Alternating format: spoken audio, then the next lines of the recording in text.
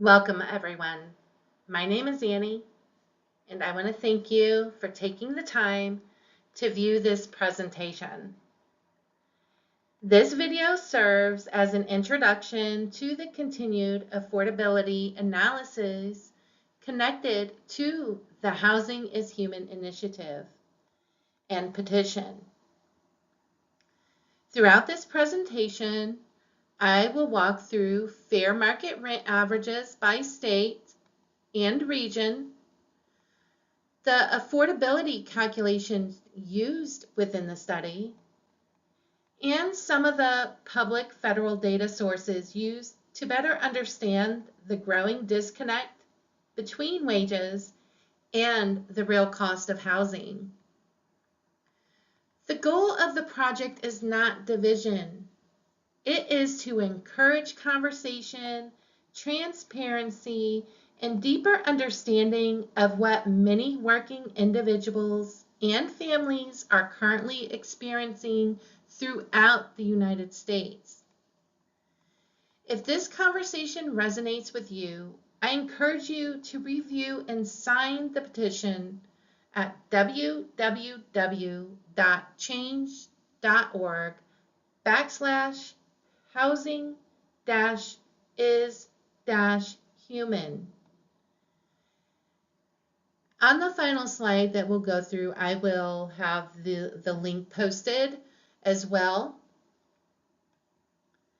So in this section, I wanted to provide greater transparency regarding the thought process, methodology, and calculations used throughout the affordability analysis.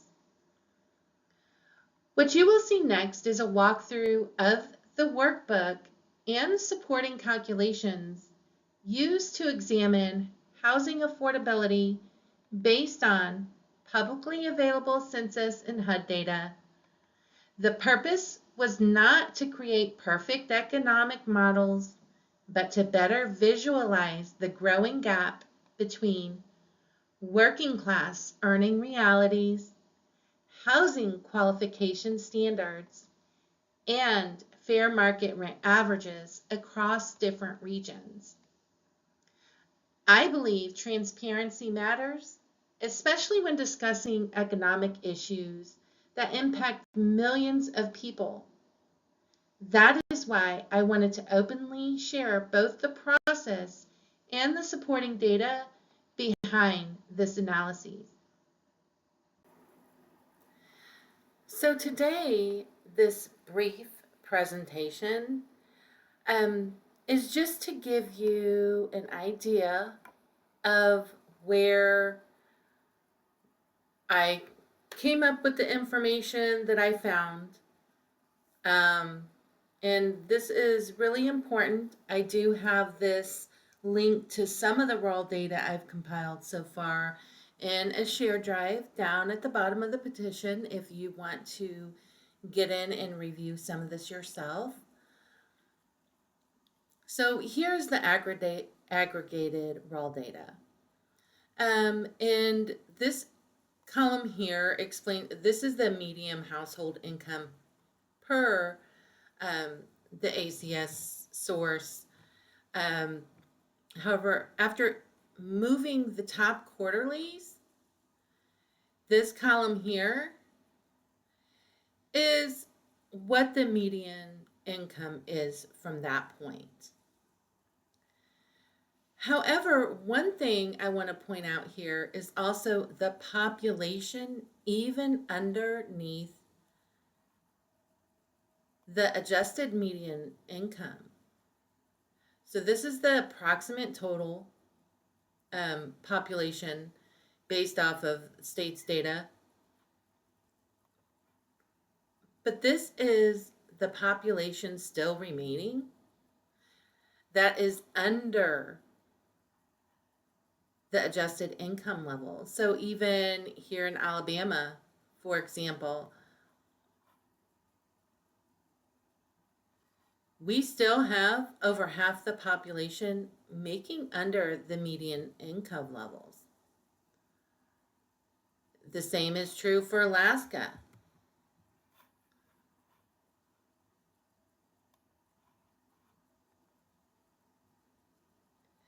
So that is highly concerning. So I wanted to explain that because I also entered a 38% data model and did an income analysis from there. So obviously, about 37.5%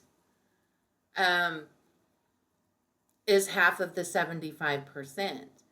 And because this is where the majority of working Americans are situated, I decided to even come up with a medium income that truly reflects working Americans.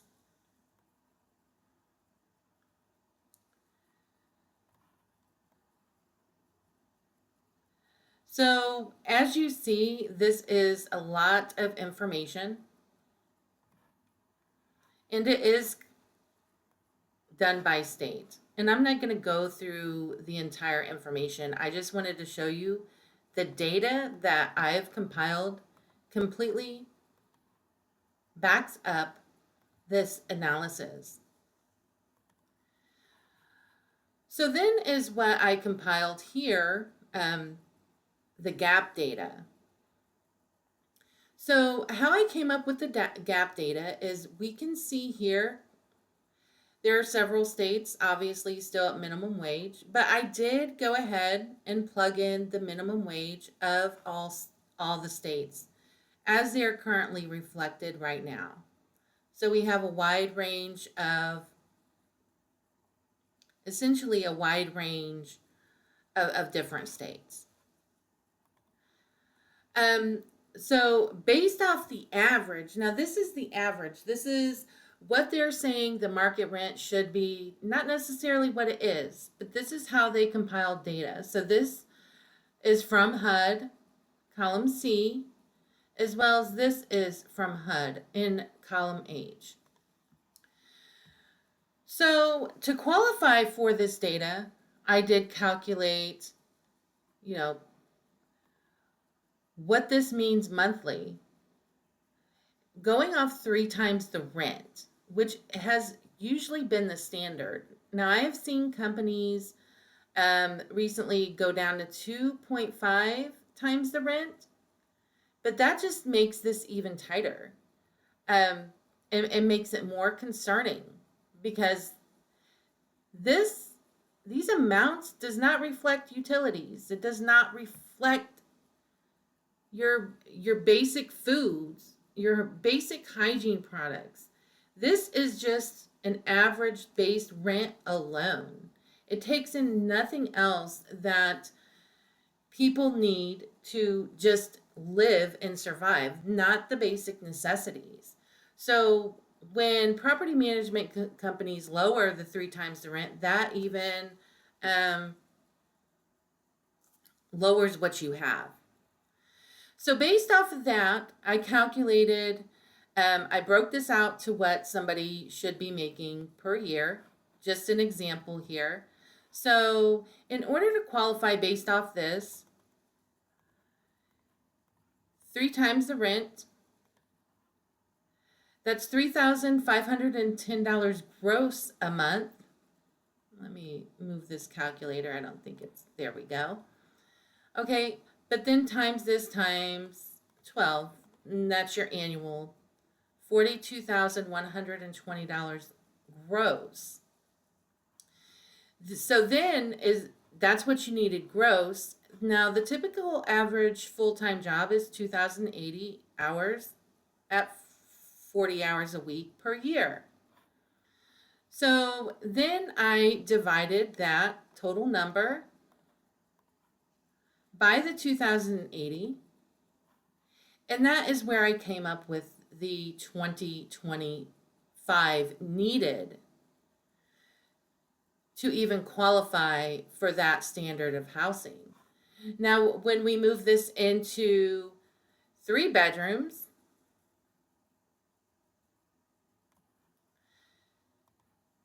I use the same exact calculations for that row as well. So times 3 times, somebody would need $4,500 a month gross which equates to $54,000 a year, divided by the full-time hours of 2,080, and it's $25.96 an hour to qualify for at what they're saying is an average 3-bedroom house. So then is what I did after I calculated this data by state. You can see all of our continental states are at least included. Some things like Puerto Rico, obviously Washington, D.C. is not included, but they didn't have the data needed to compile the information in the same method. So that is the only reason why some of our outlying states that are now considered part of the United States are not included, because they simply don't have the data yet. So if this is what we needed hourly, I subtracted the gap income from what the state minimum wage was. So that's what I mean when I say gap income. To bridge the gap, we would need both the $7.25 plus the $13 an hour to equal the $20.25. And the same method was used for these columns for the 3-bedroom as well. If we need $25.96 total and we're getting paid $7.25, we need the additional money of $18.71 to meet that. And then I even did an averaging columns. They do like to, I notice people like to average out. But the average is between these two, the gap income needed for both the 2-bedroom and 3-bedroom, and simply divided by 2, and that's your average. So even looking at our state of Hawaii here, there is a huge gap. Looking at most of these gaps, there's quite a bit that is still needed. And this is why I'm approaching it first from the housing affordability, because I believe policies can directly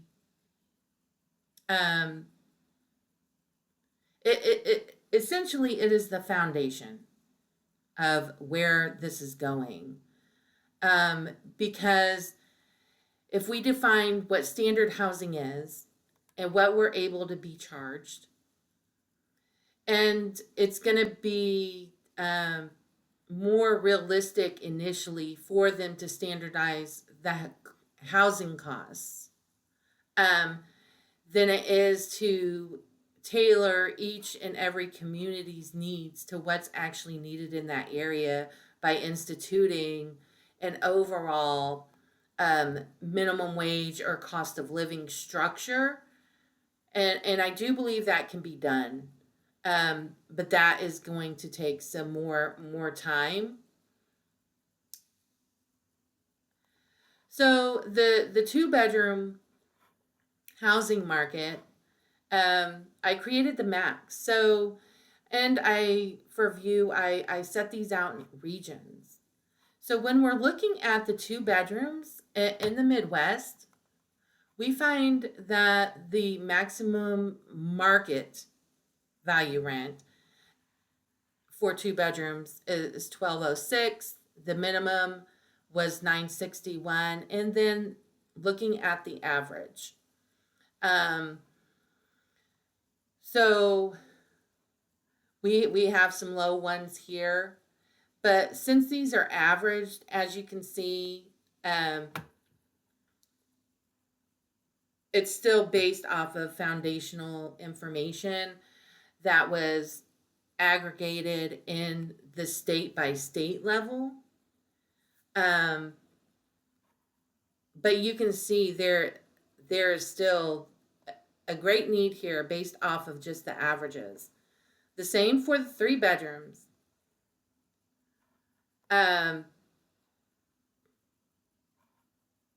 This is the average. What they're saying is the average. Now, this could be different in your area. So, for example, um, even just looking here, I know somebody who just rented a 1 bedroom up in Indianapolis, Indiana. They're paying $1,150 a month for a 1 bedroom apartment, and their gross income a month is only around $1,500. So that doesn't include their utilities and food.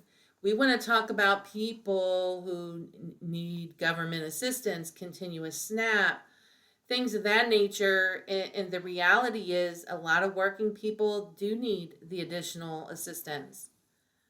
So this is just showing how I put these into regional groupings based off of their state. So now the fun part, and it's not really fun. I don't want to say this is fun, but here's where the 38% was calculated. The median of the majority of the workers for each area is truly what is affordable for the majority of working Americans.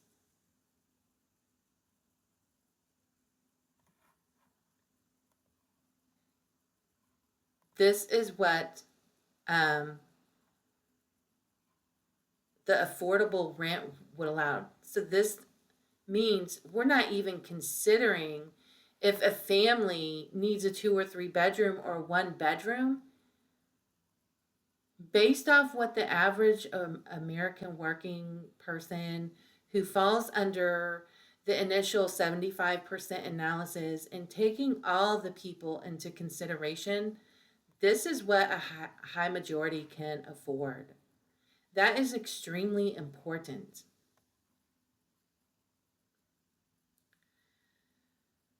So based off of that analysis there, this is based off the 38%. This is the gap needed. And again, I did put these into averages based on the region. And you can see, even looking at some of these. So let me filter on the Midwest, for example.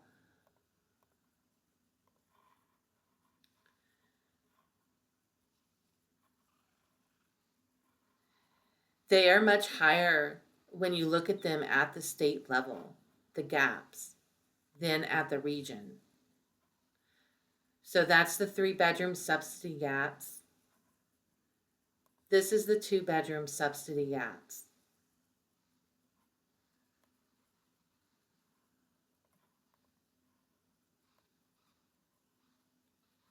And that distorted the model, but that's okay.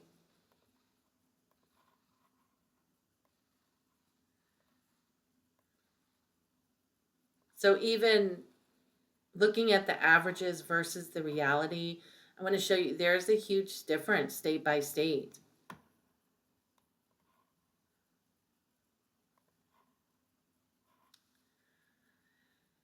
And I did go over these in my introduction and into why I believe this needs to be looked at further. This is just some of the data. But I wanted to help you understand why this is a national call, why this deserves more attention than what it gets. Posting things out on Facebook, complaining about the costs, but if we can unify together, show that this is a true need. This is not something that should be wait for until another depression. People deserve the right to have their basic needs and be able to afford their basic needs being met.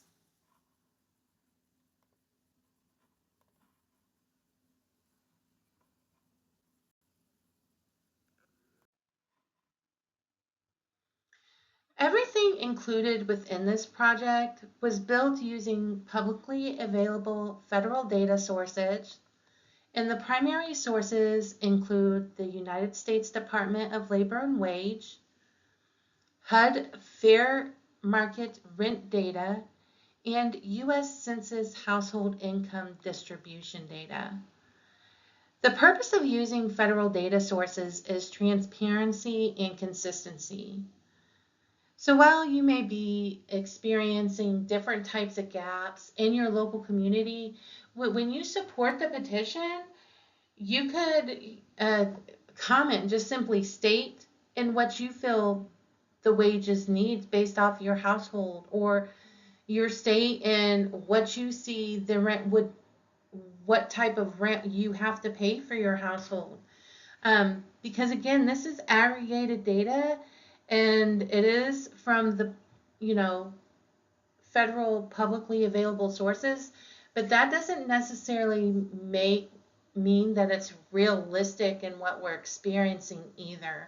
And I think that is extremely important too. So these informations, this data that I'm compiling in this analysis is greatly subjective to, you know, how current is that data actually, how realistic is it, and it is really conservative, and I built it out really conservatively to ensure it sustained credibility.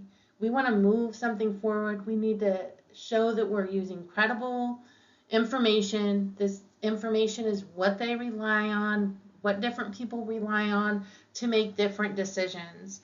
And this project is not based on assumptions or isolated personal experiences alone. It is grounded in publicly available economic and housing information.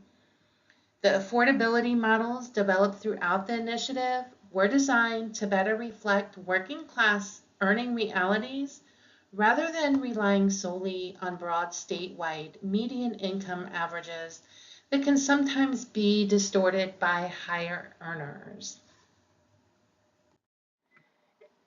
Before closing, I want to sincerely thank everyone who has taken the time to engage with this project, review the data, share personal experiences, and participate in these conversations. Housing affordability, wage sustainability, and long-term economic stability impact real people and families every single day. This petition is not about division or attacking success. It is about encouraging discussion surrounding affordability, accountability, sustainability, and the growing disconnect many working Americans are experiencing between wages and the cost of simple surviving. If this presentation resonated with you, I encourage you to sign the petition, share the project, continue the conversation, and help bring greater awareness to these issues.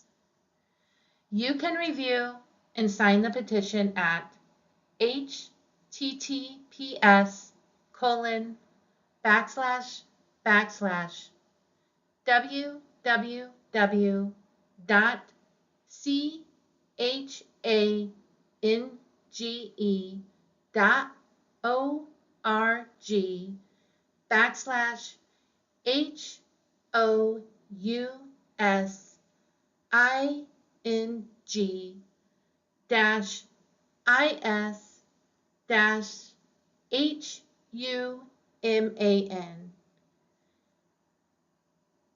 Thank you again for your time and support. Kindly, Annie.